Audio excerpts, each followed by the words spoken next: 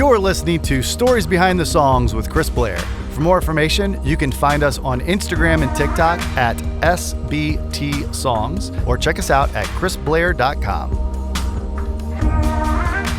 What's up, everybody? Chris Blair here, and I am so excited to have my good buddy Brian White on this week's episode of Stories Behind the Songs. Brian White's career in music has spanned over many decades and many genres. He got his start in Christian and gospel music and toured for about 15 years doing that. Then he eventually fell in love with the storytelling of country music and has become a true legend here in Music City. Brian not only has plenty of hits to his name, but he's written more than a few country classics as well. Some of my personal favorites that we talk about in this episode are Watchin' You, released by Rodney Atkins, Blame It On You by Jason Aldean, and Roll On Mississippi by the great Charley Pride. He also has cuts with Rascal Flatts, Adkins, and Gary Allan, and Christian cuts like Holding Out Hope to You, released by Michael English, and The Promise by the Martins. In this episode, Brian and I also talk about the difference between CCM and country songwriting, starting out as a youth pastor following God's calling for his life, and as always, the stories behind the songs. I've really wanted to have Brian on the podcast for a long time in a lot of ways. He is kind of a reason that the listening room is where it is today. He, along with another good friend, Bridget Tatum, are the two that organized the fundraising event way back in 2010 that kept the listening room going when we were struggling. And that also was the birth of Sound Good, Do Good, our giving back core value that we do every month that started because of what we were going through, and in many ways, Brian. So I talk a little bit more about that on the episode that I was the guest on several weeks ago. So check that out if you want to learn more. If you enjoyed this episode, as always, make sure to share it with your friends and give us a follow. It is our mission to share the stories behind the songs and highlight the songwriters behind the hits. And it's because of you, the listeners, that we're able to do what we do. So thank you, thank you, thank you. All right, let's get to it. Here is my dear friend, Brian White.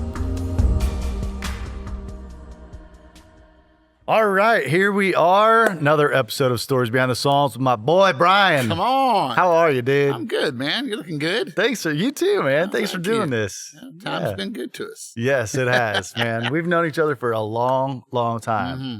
There's a handful of people that goes back to the very beginning, and you're one of those. That either makes me really old. It makes both of us old. Come on. I love it, dude. Yeah. I love it. You've been a dear friend, man, since the start. Like you, I remember sitting in Starbucks, having coffee with you, and that was the first time we met. Mm-hmm. And like just talking to you about like, hey, I've got this idea of like the listening room, and I loved it. You were one of the first people that sat down with me and gave me advice of like, hey, like, yeah, you should do it. I don't know if it's any good. But I mean, yeah, it was. It was great. So I love dreamers, man. Yes. I love people who have vision, and you were one of those guys. So it's like, thanks, man. I can encourage. I wanted to. Yeah. Look at you today. Well, yeah, look at you. You've been in town for what, 35, 36 years now, something like that? Yeah. Yeah. Yeah. So let's dive in. You've got, I feel like this episode could be an 8-hour episode, and we would just barely put a dent into everything that you've done in the industry. Yeah. So yeah, let's dive in and talk a little bit about how you got started in music and what got you here, and then I want to start just diving into the songs. Okay. I'll give you the kind of the shortened version. Yeah. I was a youth pastor. Yep. And I moved here to take a position at a church. Always had kind of sang and written songs in college, but you know, those were just songs you wrote for girls you thought you were in love with. Yeah. So, and they weren't really good. But I met a buddy of mine that was a songwriter, and I asked him about songwriting, and he said, well, do you write? I said, well, yeah, a little bit. And he goes, well, let me see your songs. And I said, no way. I said, you're a pro. My songs are going to be horrible. And he looked at me and said, well, I guess you'll never know. And I left that day thinking, I don't want to go through the rest of my life wondering if I could have done this. So I took him some songs that night, and he took them into his publisher, which was the Benson Company, a Christian publishing company here in town. And they called me the next day, and they said, man, we really like these songs. And I thought, man, he likes those. I got more, you know. And But that started the whole chain of songwriting. Yeah. And as I was writing, I started getting cuts in the contemporary Christian market. And then as that was happening, I was still singing and speaking at a lot of camps and conferences and stuff myself. Yeah. And led to a publishing deal, which led to a record deal, which I didn't really go looking for, but I had a rock label out of L.A. that liked what I did and said, we'd like to sign you to a record deal. And so I went from being a youth pastor to I signed a record deal and toured 15 years as Brian White and Justice. And we were like Bon Jovi for Jesus, is what I say. I had a really good mullet and all that kind of thing. But that was the start. That's what got me to Nashville was with the Lord. It was me following God's call on my life and student ministry. And I still am involved very heavily in ministry. And, but that was the beginning. Yeah. So. Yeah. You've you and Karen, your wife, both are just, I love your hearts. Oh, thank you. Yeah. You just pour into people. I you know what? People poured into me. And if they would have looked at me at that moment, probably thought, I don't want to waste my time. But I'm thankful for people who said, you know what? I'm just going to pour a little bit into you and see what might happen. And God puts those people in your path. I really believe that. I mean, there's no, it's just like you and me. It wasn't like, oh, wasn't that coincidental? I think it was just like divine appointments. God says, here, go there. And if it's just for a time, or it could be for a long period of time. Yeah. But I've always been, try to be like, when Jesus called the disciples, they left immediately. And I always joke and say, if those guys would have said, let me think about this, you'd have never heard about Matthew, Mark, Luke, and John. There'd have been some guy named George, Fred, Johnny, because he'd have said, well, I'm going to keep moving. Yeah. And I never wanted to miss God's opportunities in my life. So I've just tried to say, okay, let's go. Let's go. And, so good. Yeah. Wow. So. Well, I mean, moving here was great. And you obviously have a talent. First big hit was with Trace Adkins. Yeah. Let's just dive right into that. And, that was, I wrote that at a writing retreat and I had signed to BMG at the time and, was writing on the gospel side. Yeah. And I kind of had a song I wrote, we called him kind of Jesus is my boyfriend songs. Could be about God, could be about a guy, you don't know. It's just, and I wrote it with Rodney Clausen, and Rodney had turned it in and his publisher pitched it and it got put on hold for Faith Hill. And so they called over to BMG, the country division, and said, hey, we got this song we're putting on hold by one of your writers, Brian White. And they were like, we don't have a Brian White. That's because I was up on the gospel side. And one guy overheard it and said, oh, that's the guy up in the gospel division. So they called me down there and I thought, oh, I'm in trouble. I've been hanging out at the coffee pot too long or whatever. And so they invited me to go on a writing retreat. And they said, we like this. What else you got? Would you go on this writing retreat? And I was like kind of freaked out a little bit, to be honest. I was like, I don't know any of these people. And I know their names because they were all hit writers, Craig Wiseman, Ed Hill, Bill Luther, Amy Mayo. And I'm just like, oh my gosh, I'm going to be on a retreat with these people. Yeah. And went on that retreat and ended up in the room with Craig Wiseman and a guy named Blair McKeegan from England. And writing with Craig Wiseman was it was a game changer for me. Obviously, everybody wanted to be in a room with Craig, and how, again, I think the Lord just kind of said, well, I'm going to put you in there. And I was freaked out, man, because Craig is a giant. Yeah. And I learned so much from Craig about writing with pictures and visuals and videos in mind. But we wrote this song, Rough and Ready, and I just sat there, and I remember just kind of going, man, this is unbelievable. This guy is just a genius. And I was just trying to hang on, I felt like the town scribe, really. I was just kind of, whatever he'd say, and sometimes he'd mumble when he'd sing, and I'd be like, but when we got to the end of it, we got back home, and my plugger took the cassette work tape of Craig just singing it and played it for Trace's label, and they called and said, man, we love this. We're sending this out to Trace. And 2 days later, Trace calls, says, I love this. I'm going to cut this. And I was like, oh my gosh, it was my first country cut. Yeah. And then it went on to be a single. So it was my first single. And And it was funny because one of the little sidebar things on that is there were a couple cuss words in it. And I was the worship pastor at my church. Yeah. And I remember saying to Craig, man, you think we could maybe change those words? And he looked at me and goes, Brian, sometimes you just got to cuss. And so the first... You do a Craig impersonation really, really well, by the way. and it's out of respect. Yes, but yes. He's just that, Hattiesburg, Mississippi, good old boy. And but the first 300,000 records, and that sounds unbelievable in today's market, but the first 300,000 records that went out, they had the cuss words on it. And then when they got ready to put it out as a single, the label called back and said, hey, we need to go back in and edit these. And so I've got literally sheet music with cuss words, notated. It was kind of funny to me. I was like, oh my gosh, I never knew you could say that word. And it went, yeah. But that was my first country cut. And Craig, as he said, follow me to the bank. I just was hanging on, and there we went. Yeah. You've gotten, some of the big cuts that you've gotten are from like iconic, like Rascal Flatts, Neil McCoy. What is it like for you, like as you were kind of going up, in your career? As you started getting these calls with, like, hey, like, so-and-so is going to cut your song or whatever. Like, what was that like? Surreal. Yeah. When I moved here, I really wasn't chasing country music. I love country music.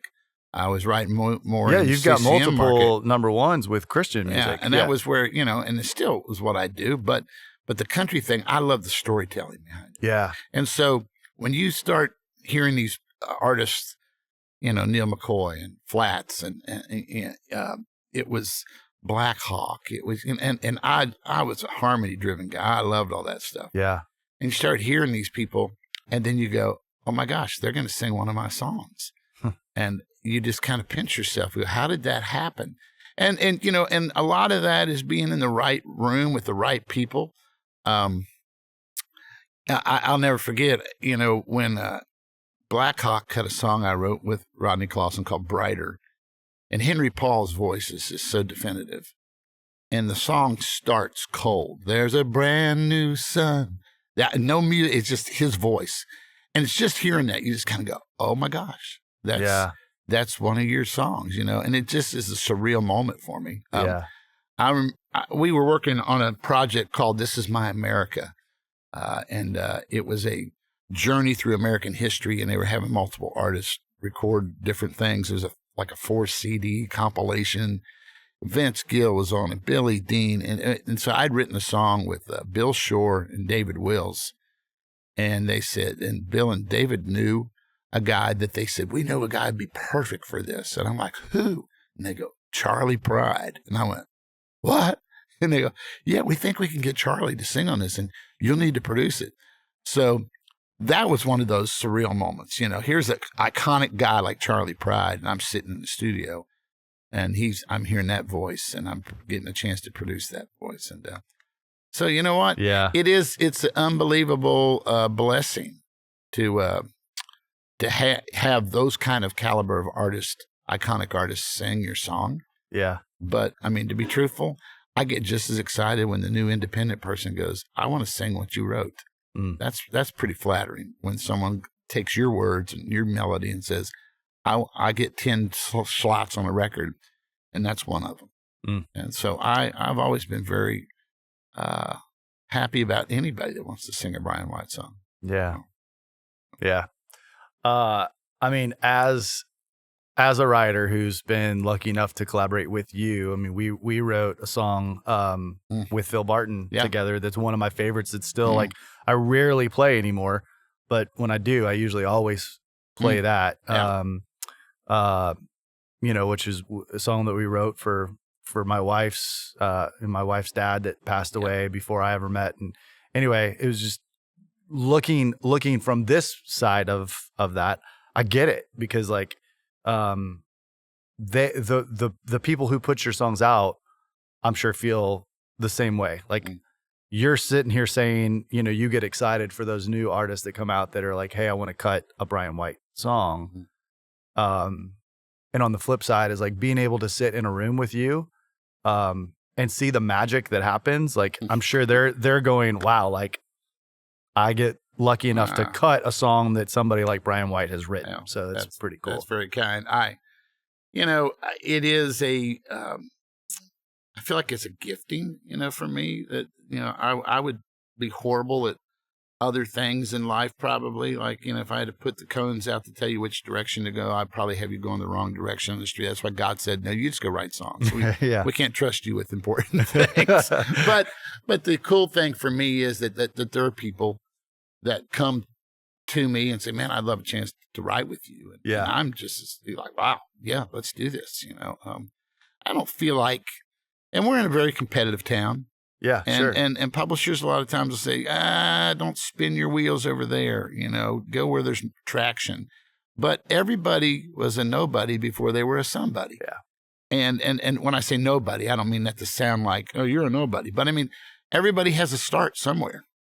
And if you just look at all those people and go, I don't want to take my time with them. I'm only shooting for these artists up here. And if I can't write with them, you know, a lot of times just be all by yourself because those opportunities don't happen all the time. Yeah. And you build a career, you build a reputation, so to speak, that people go, oh, you know, Brian treated that person the same way he would treat this person. And I want that to be said of me, that it wasn't like, well, he blew me off, but you know, it's kind of the old Nashville handshake where they look past you like, who's the more important person in the room?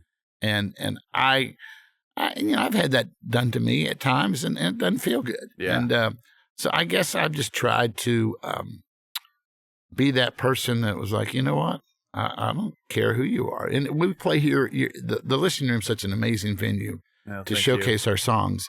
And I can't tell you how many times after a show here, someone will walk up and go, I just moved to town from, you know, Des Moines, and I'm a songwriter. And a lot of times you got to be careful who you give your number out to. But at the same time, I'm like, hey, can you tell me where I can find some of your music? I'd love to. And I legitimately will go and sit and listen and try to be an encouragement to the new person from Des Moines. Yeah. So good. I know how I wanted to be treated. And so I'm just trying to treat people the same way. Yeah. I guess. So. Yeah. I love that. What do you think talk about the differences between CCM and country? Well, you know what? The funny thing is I get asked that a lot. And let's just say this. In country music, the genre, lyrically, you can sing about anything. I mean, you can write songs about your truck, your dog, a fishing hole, your old girlfriend, your new girlfriend, you know, and you wrap it in a musical format. Now, that format has really expanded a lot, but it used to be that piece of the pie was, you know, you're not going to hear metal, you know, you're not going to hear whatever. Christian music, the musical format is all encompassing, but the lyrical content, I mean, you can't make stuff up that Jesus didn't do. You know, it's just like someone's going, well, I never knew that. Where's that at? And you go, oh, that's in First Collisions 9:4. You know, just like, no, you can't. So for me, it's kind of putting truth and really being aware of the biblical theological principles, you know, and not, you know, just like going, well, that's how I feel. And people say, well, that's not really kind of a biblical stance. So, but musically, I've written everything in the CCM side, genre-wise, across the board. You know, bluegrass, Southern gospel, rock, contemporary, pop. You know, and that kind of is a fun thing. You can just kind of let go musically. Yeah. But lyrically, you got to be on top of your game as far as like knowing, you know, your Bible a little bit. Yeah. Yeah. That's good. All right. I want to dive into, gosh, it's just hard to pick which songs because I want to talk about them all. We don't have time, but let's hit this one because it's a massive hit that anybody that's listened to country music at all has to know. And one that now as a dad, you know, looking back is just, you know, when I first met you and first started hearing the song, you know, I was running around wild and crazy, right? And you knew me back Surely then. not.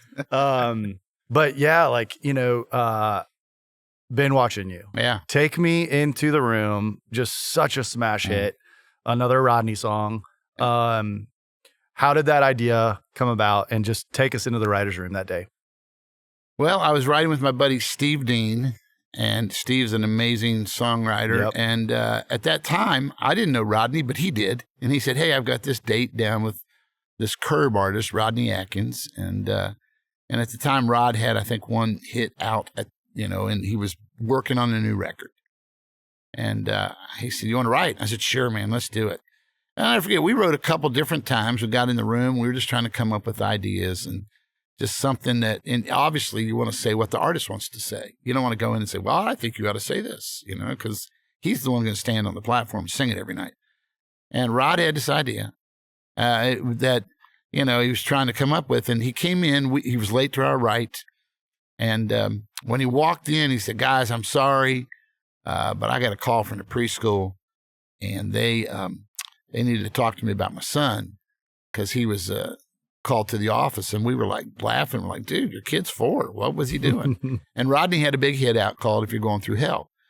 And Elijah would be standing in the bathroom line in the recess line, and he would just start singing, if you're going through hell, hell, hell. He just kind of using hell. And they looked at him and said, you probably don't want your kid just saying hell all the time.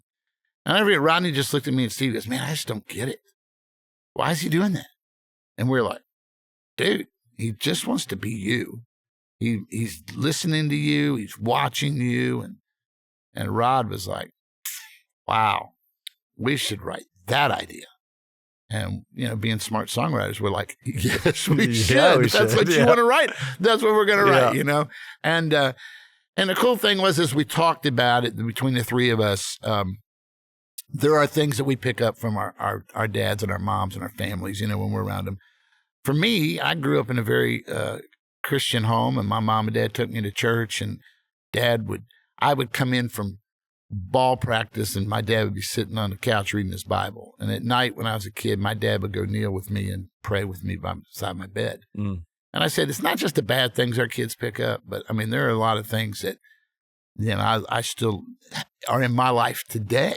Yeah. Because I was watching my dad. I learned from my dad how to treat people and how to level a wife and a family and how to be a follower of Christ. And those are important things in my life. And I said, I was watching those things too.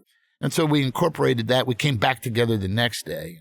Rod had gone home and played the song, and he came back and said, yeah, we need to go down that path for the second verse. And you know what? It's been a very successful, I guess would be the word you use, song.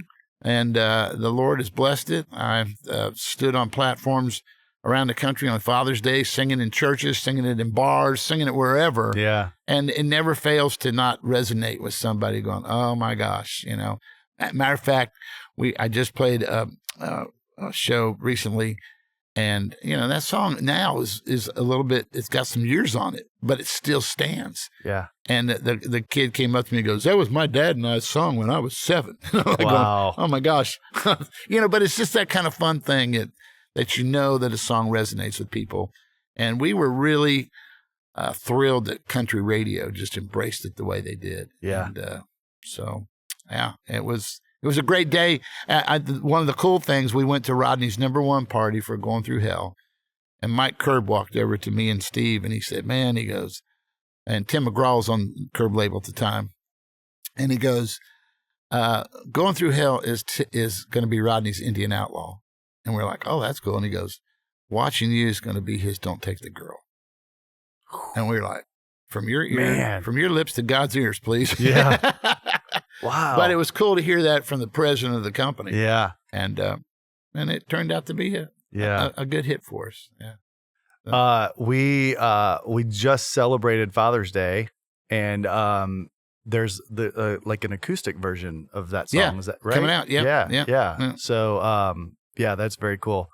How did that, like, bringing the song back in an acoustic version, how'd that come about? I think Rod just saw that, when he does it live, he doesn't. It's one of those Garth Brooks moments where you don't even have to sing it. You just stick the mic out. Yeah. Everybody's singing it. And I think Rod just wanted a different treatment. Like, oh, let's just kind of strip it back a little bit and kind of, which to me is really cool. And it says something about a song when you can put a full band behind it and you can do that, or you can sit on a stool and play it and strip it back acoustically. And for me, it's always fun to have your song redone with a new, treatment. And for us, that was, a real honor that he'd go, I'm gonna strip this back and do an acoustic version. And we're like, yeah, you are. Yeah. Yeah. Well, one of my favorites. I've been listening to you play it for years. Yeah. So you want to play a little bit of it? Oh, sure. Let's share it with everybody. It's good here.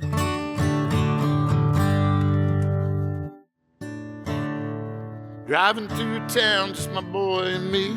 Happy Meal in his booster seat, knowing that he couldn't have the toy till his nuggets were gone. A green traffic light turned straight to red. I hit my brakes and mumbled under my breath.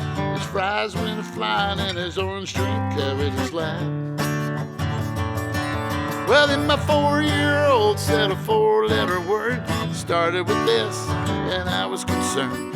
And I said, son, now where'd you learn to talk like that? He said, I've been watching you, Dad, ain't that cool? I'm your buckaroo, I wanna be like you and eat all my food, grow as tall as you are.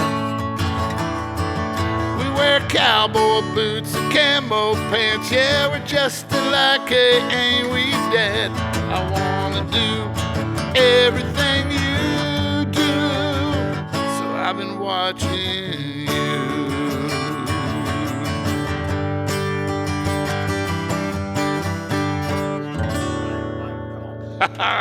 You said before that it's just one of those songs that Rod can just put the mic out. Like I almost jumped in. Like I just wanted to sing harms with you. It was just like it's just one of those songs. It's like yes, it's such a. It's a fun thing to play live because, and it's been out for a few years now, obviously, and I'll see different age groups start to sing it and go, oh, it's hitting. It's not just for that moment in time, and it's kind of been something that has been passed along, I guess, generationally. So cool thing. Love it. Thank you. This episode is brought to you by All Clear Audio. All Clear Audio is a custom and universal in-ear monitor company based in Minneapolis, Minnesota, with a storefront right here in Nashville, Tennessee, where we film the Stories Behind the Songs podcast. All Clear strives to not only be the leading provider of high-quality, custom, and universal fit in-ear monitors, but also leads the way in customer service and care. With custom starting at dual driver all the way to 13 drivers, there's something for everyone. Head over to allclair.com, that's ALCLAIR.com, and use our code SBTSongs to receive 10% off. Thank you for the sponsorship. We love you guys at All Clear, and we hope that everyone out there listening takes advantage of this and enjoys them as well. All right, let's shift gears and talk about another one. Let's talk about Aldean. Oh, wow. There are people that you have on your wish list, your bucket list, so to speak, and that was one of them. I've always loved what Jason does, and so I wrote with Tully and Kurt, who are in his band, and my buddy John Edwards, and we had some songs on previous Aldean records, and I'll never forget. I had a song on like this one, my second cut with Jason, a song called "In Case You Don't Remember." And they said, oh, it's going to be a single. And we're like, oh, my gosh, yes, and that's what you want. And, and then it ended up not being a single. It went from being a single on a Friday morning to not being a single on a Friday afternoon to being a single on Saturday morning. And then Tuesday, when they rolled back around for release, they said, no, it's not going to be. It vacillated. So you're kind of getting jerked back and forth. So I wrote this song called Blame It On You with the guys, and Michael Tyler was in on this one. And they talked about, they called and said, hey, how would you feel about having the next Aldean single? And I was like, yeah, right. I just didn't believe it. Yeah. because I thought I've been on that roller coaster. And we were walking through the mall, ironically enough, and my wife and I get a text message from a buddy of mine. He says, "Hey, man, congrats on the new single." And I'm like, huh? And I thought, does he know something that I don't know? I mean, they just told me, but I just didn't really believe it.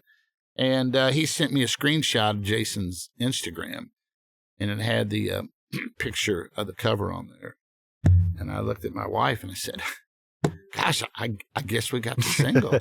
And she goes, "And look where we are. We're at the shopping mall." Yeah. So, what are we getting? Yeah, exactly. So, you know what? It's an honor anytime to get a cut, but then to be the song that they choose to send out to the world. Yeah. And what was the vibe in the room that day when you guys wrote that one? You know what? Tully and Kurt know exactly what the target, you know, sonically, melodically, and they're great songwriters. And then John Edwards, my buddy, he has an understanding of phrasing. And so we were just all in there going, "What would Jason say that? I don't know. Would he say it this way? Would he?" So you're really trying to get inside the head of the artists themselves, you know? Yeah. And there was a little bit of talk at that point that maybe there might be a Post Malone kind of collaboration. And we were all like, "Oh man, that would be cool." And so as we were writing sonically, we were going from places in melodies that Jason that would be his strong point, you know? And we knew lyrically the content was something he would say. It has to have a little bit of, it has to sound tough. It can't be too, you know, soft. And whiskey was in it. So what was he not going to like? Yeah. So yeah, it was that day, I think, when we wrote it and we walked out and Tully and Kurt said, "Man, we're going to put the demo together." And then Michael Tyler came in and put a few things on it and put his vocal on the demo. We felt like, man, if this doesn't make it on an Aldean record, we've missed the mark.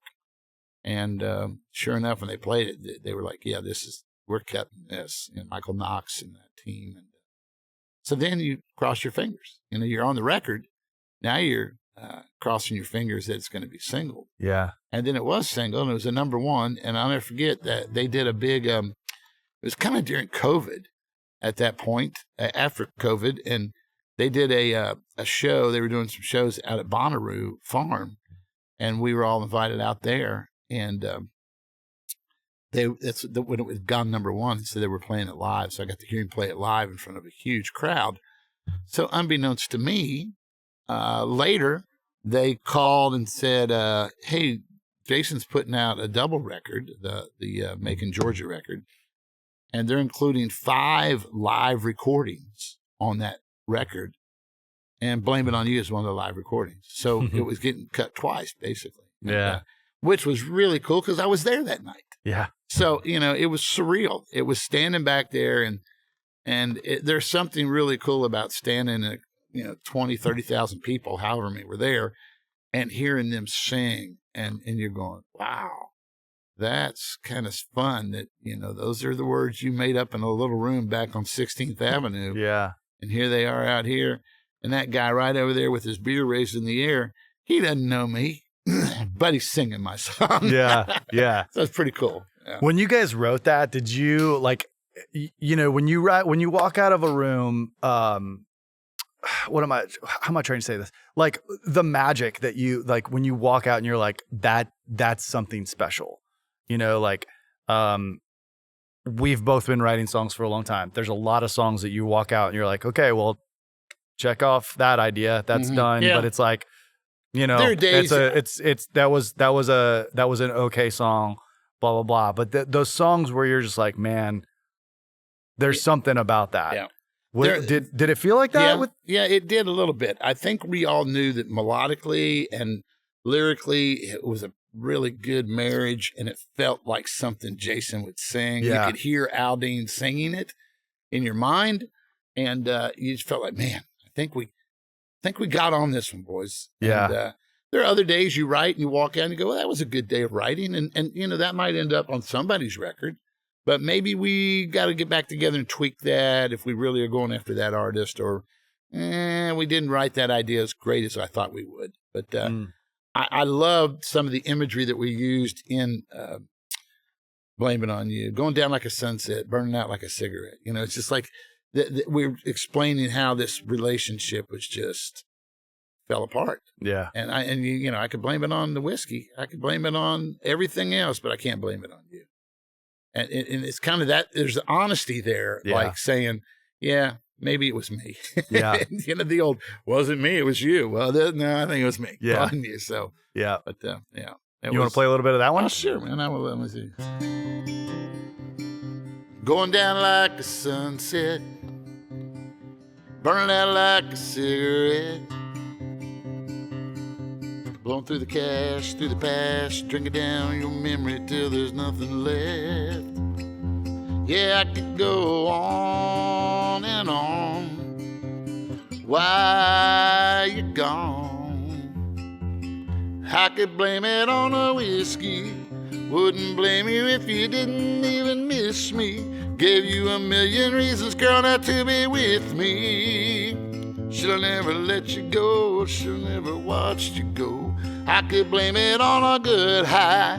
Let it take the blame for why you told me goodbye. Instead of missing you and missing all those good times. Should've never let you go, should've never watched you go. Yeah, I could say I never knew. I could drink around the truth, but I can't blame it on you. No, I can't blame it on you.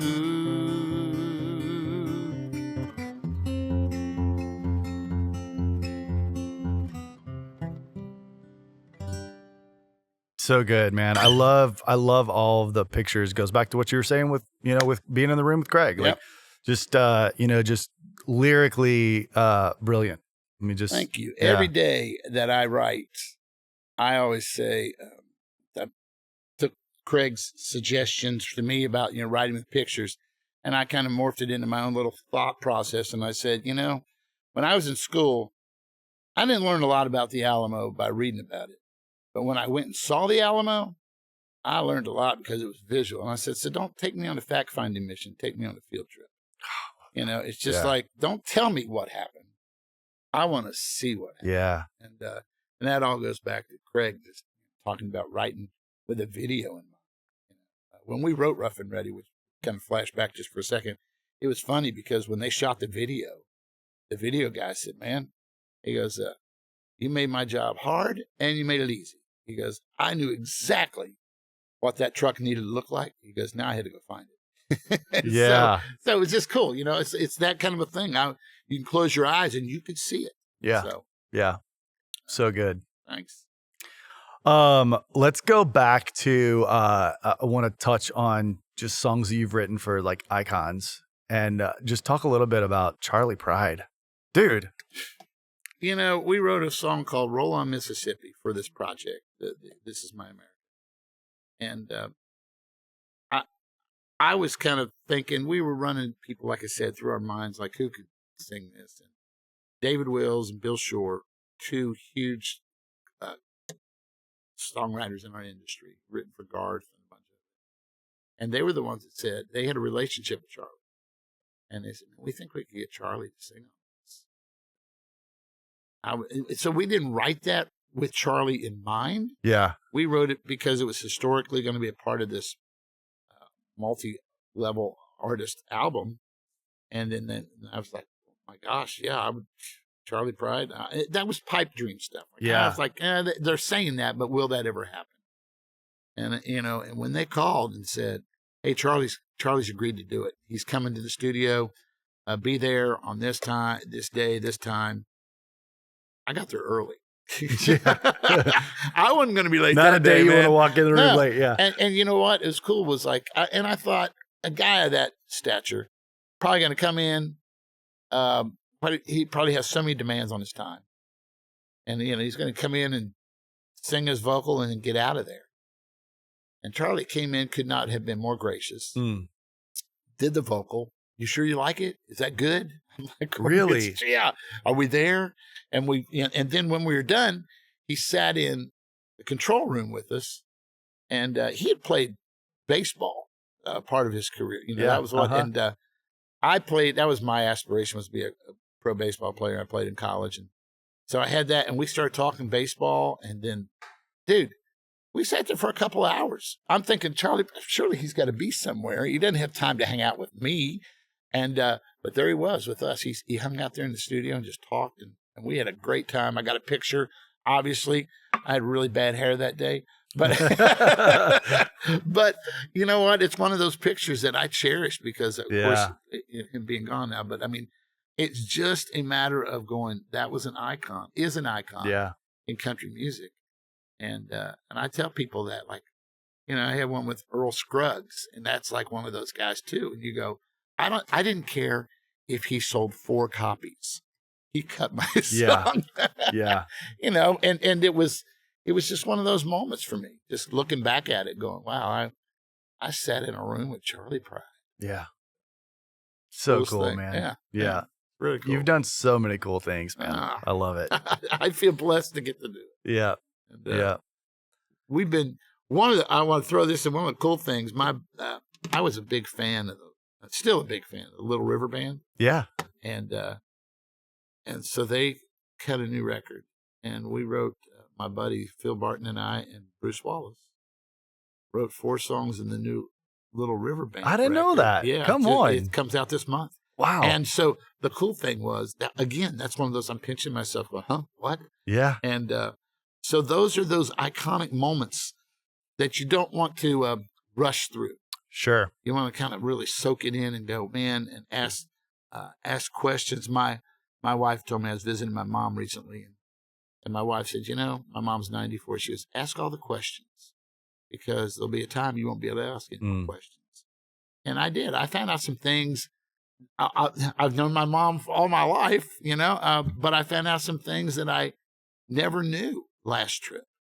And so when I'm with those artists like that, I kind of can geek out maybe a little bit, like, you remember that time you were, the old Saturday Night Live sketch, like sitting there with this icon and going, but I want to ask the questions because I want to know, because I may never get that opportunity. Yeah. And I'm glad I did. I'm glad I spent that time in the studio with Charlie talking baseball. I'm glad that I'm asking, I'm not afraid to ask the questions because there's always something to be learned. Yeah. Yeah. Man, that's so good. I remember, I don't want to get off of music, but just it was a flashback as you were telling me that when my grandpa was going through chemo treatment and battling his his journey with brain cancer. I took off time and went to Kennett, Missouri, where they lived, and he had to go to Rector, Arkansas, and I would drive him back and forth. And again, like my whole life, he was there. And, but those stories that I asked him and talked about, finding out that, his first job was delivering cigarettes and driving a truck, and like, how he met my grandma, like just those things that you take for granted because the question was never asked. Yeah. And I learned so much in those drives through cotton fields. That's awesome. It's that you have to seize those moments before they're gone. You know what? Because once they're gone, they're gone. Yeah. I can't ask my dad. I found out something about my dad when we were there. I asked my mom, because I never really knew my dad's parents, because I was like 4 when my grandpa died on that side. And I asked my mom, I said, what was my Grandpa White like? And how did he die? And she told me, she goes, well, he died in the front yard of his house. He had a heart attack. I was like, I never knew that. Wow. And then she said, and he died in your daddy's arms. Mm. And my dad was at the house and ran out and held him. And I never knew that. And if my mom would have passed away the day before, I would have never known that. Yeah. So I ask all the questions. Yeah. And we wrote a song, me and Casey Timmer and Will Nance and Mitch Oglesby, called Cheap. And just like, time makes money look cheap. It's like, you only get so many chances to make those memories. You only get so many sunsets. Yeah. So do the things, ask the questions, spend the time, because there'll be a time when you don't have that time. Yeah. And I'm thankful that I've learned those things, little I'm down the road in my journey of life, and I love where I'm at, man. I could not be a happier man than I am right now. Yeah.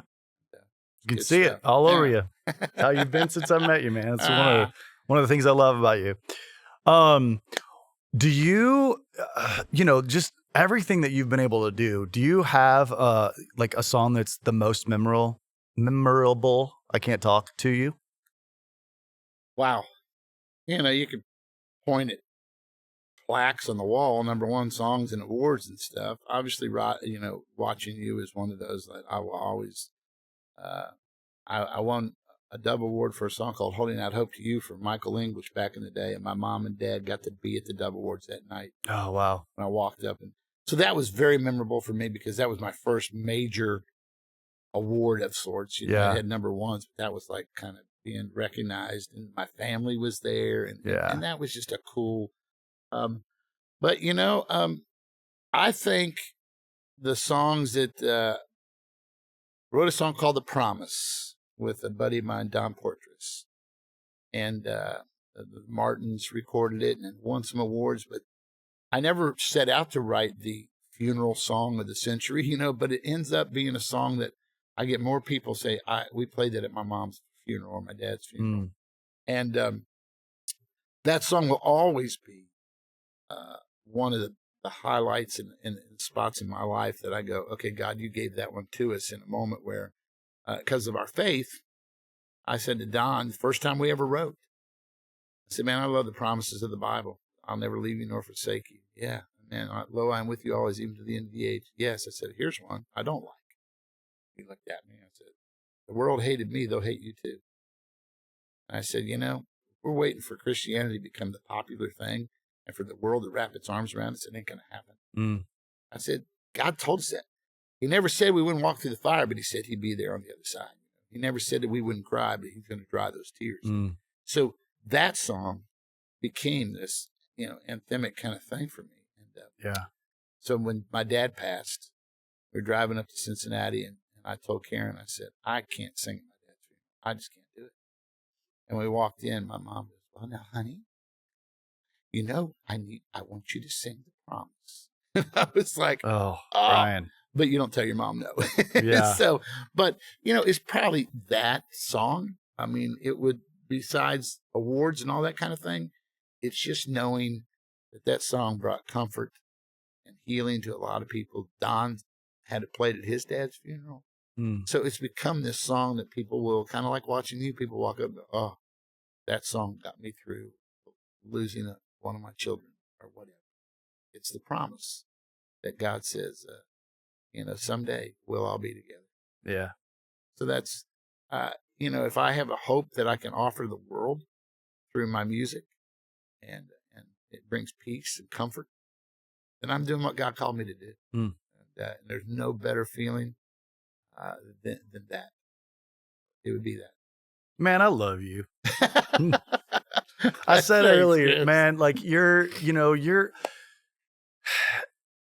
I've wanted to have you on for a long time, and it's just, there's so many special moments that I get to witness here and see people come across this stage that end up becoming massive artists, or massive writers,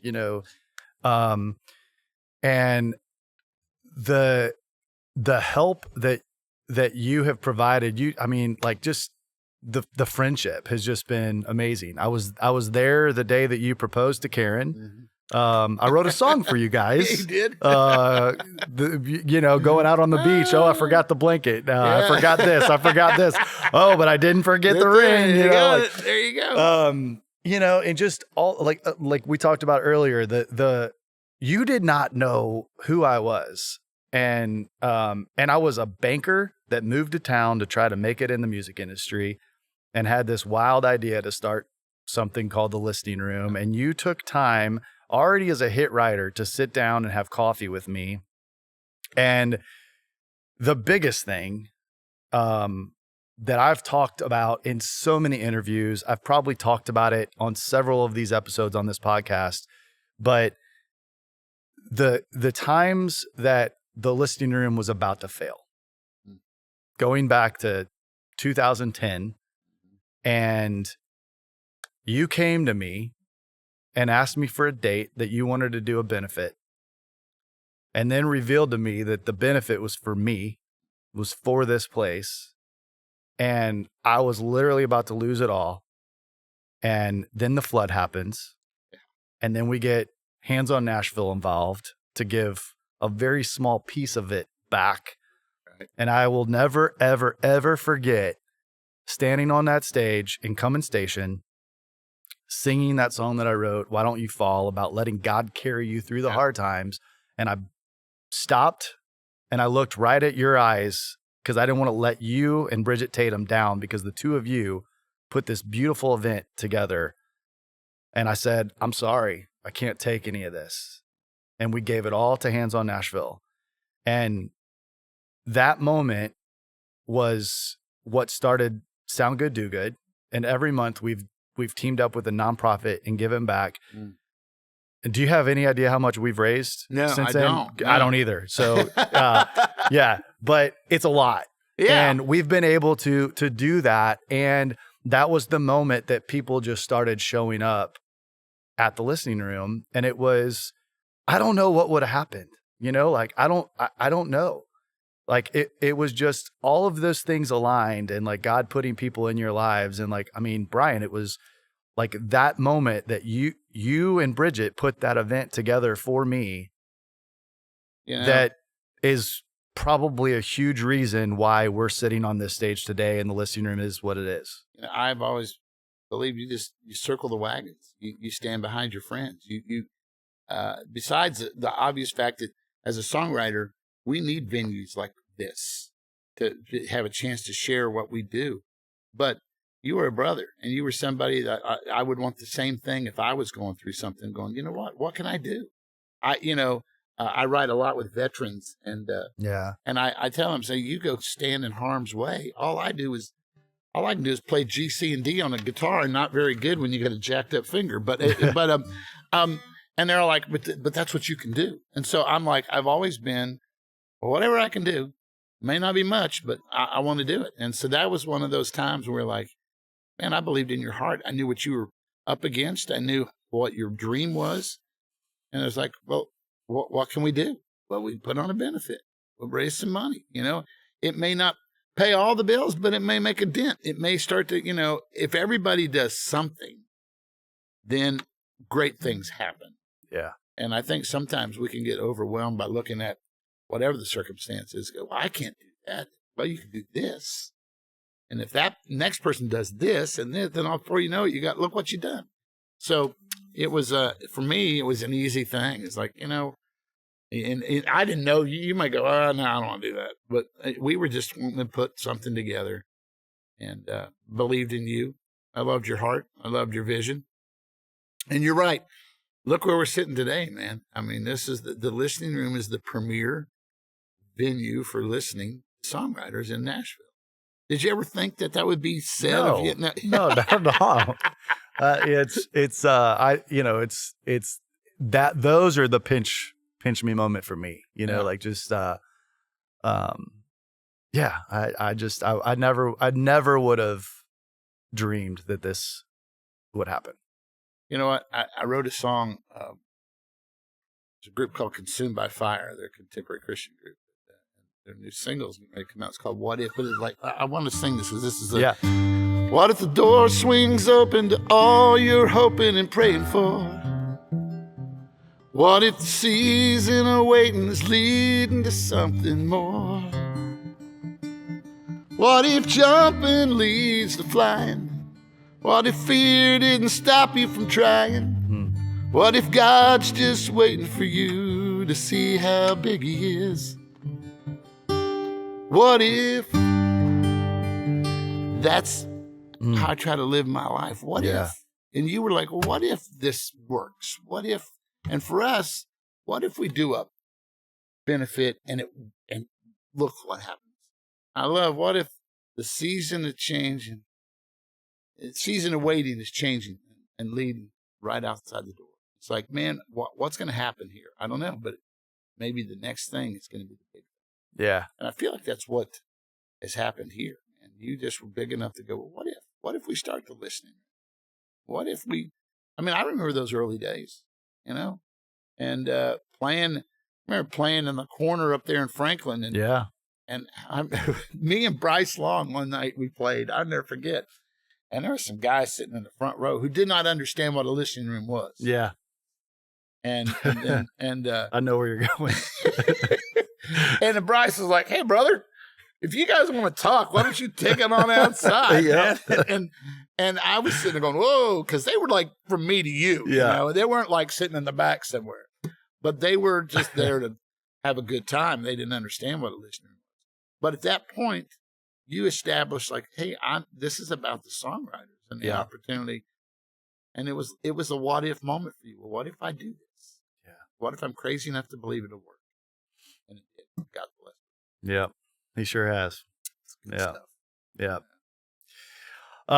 Man, thank you so much. This has been a blast. I have looked forward to this. I watched the podcast. You've got some great people. You've had some great people on here, and I feel honored to get to come on and sit with you, Chris. Yeah. I love you and your family. Same. Yeah. You know, I mean, you've done so much. You're a freaking pilot. You got a pilot's license. I told my wife the other day, I said, I think this year I want to get a pilot's license. Let's go. And she goes, come on. I'll never fly with you. She goes, I don't trust you driving a car. And I tried to tell her aunt and uncle, I said, how cool it would be if I could just get in a plane. We could fly down to Hattiesburg and pick you all up. And they looked at me and go, we ain't getting in the plane with you. Yeah. But I mean, you've taken it and you've allowed God to take and multiply what you've got. And you're very kind, very generous. Like I said, we love playing here because we always get treated with respect. Your staff, the people that you've hired around you, and the dream that you have for putting this and making it happen. I know, it's record labels and artists, they want to do their showcases here, and CMA Fest wants to come. And you know what? There was a time that was a pipe dream. Now it's just like, it's a reality of every day. I've got to kind of figure out what I'm doing. So proud of you, dude. Thanks, man. Awesome. Thank you. You bet. All right. As we wrap up, if you go back to Ohio to 8-year-old Brian, always end with this, you know what's coming. You've been listening, but, what advice do you give yourself today? You know what? Don't be afraid to just step out and do what seems impossible. I've always had the Bible says, to him who can do exceedingly abundantly above all you ever dreamed or imagined. I have a pretty wild imagination, and I've put God to the test. I've said, all right, God, you said you could do exceedingly abundantly above all I've ever dreamed or imagined. Well, I wanted to be a Cincinnati Red. That was, in my heart of hearts as a kid. Played college ball, Yeah. And blew a knee out and whatever. But it was like, I never knew God would say, well, that ain't really what I want for your life. What I want for you in ministry and music and things of that nature. So 8-year-old Brian would have said, pick up the guitar sooner. And don't be afraid to dream, Looking back, I would never have envisioned myself having done the things I've had the opportunity to do. And, it's just a matter of saying, don't be afraid to step outside. Yeah. The what ifs in your life, it was an opportunity for me to kind of, when I say put God to the test, it's like, okay, God, I'm going to trust you and I'm going to step out. And if it ain't right, I know the door will close. But I just believe that maybe you're going to kick the door open and there's going to be something even greater. And so I've loved chasing him. And I would have told 8-year-old Brian, stay true to your faith, chase God, pursue that with a passion. My mom and dad raised me, and I can't say I always was on that path. There were days when I was just like chasing my own ways and doing my own thing, but God is faithful, and He's redemptive, and He's got big dreams, and so I'm still every day. I get up excited about the new day, excited about what's out there and the opportunities that I'm going to have to do what I do. Yeah. And pray that whatever I do impacts somebody and hits them, and the music moves them. So I love it. yeah, I love it. Thanks again, dude. bet, dude. Thank you for having me. Yeah. And I look forward to my next moments on the stage here at the Listening Room. Yes, we always enjoy it. Yeah. Okay. Thanks, brother. Well, we will put some information in the liner notes so that everybody can follow you and links to your music and all of that. But and then we'll have you back because, like I said earlier, I mean, there's so many songs that we could dive into. It's just I love it. Thank you for letting me share my stories. Yeah, man. And for giving us a platform like this. Thank you. Always. Yeah. Well, thank you guys out there listening. This has been another episode of Stories Behind the Songs. My name is Chris Blair. You've been listening to Brian White, and we will see you next time. Thank you for listening to another episode of Stories Behind the Songs with Chris Blair. Make sure to give us a follow on Spotify if you enjoyed this episode, and make sure you click that notification button so you can keep notified when new episodes come out. We release brand new episodes every Tuesday, and you can find us on YouTube at Stories Behind the Songs with Chris Blair or anywhere you listen to podcasts. Don't forget to send us a comment letting us know what you thought of the episodes. We love getting your feedback, and share this with your friends. The more we grow, the more that we can keep doing this. It's our mission to bring you all of these great stories behind the songs from some of Nashville's most iconic artists and songwriters, publishers, producers, everyone in between, and a lot of my great friends. We love what we do, and we love sharing their stories with you. We appreciate all of the continued support. Thanks also to all of our sponsors, and we will see you all next week.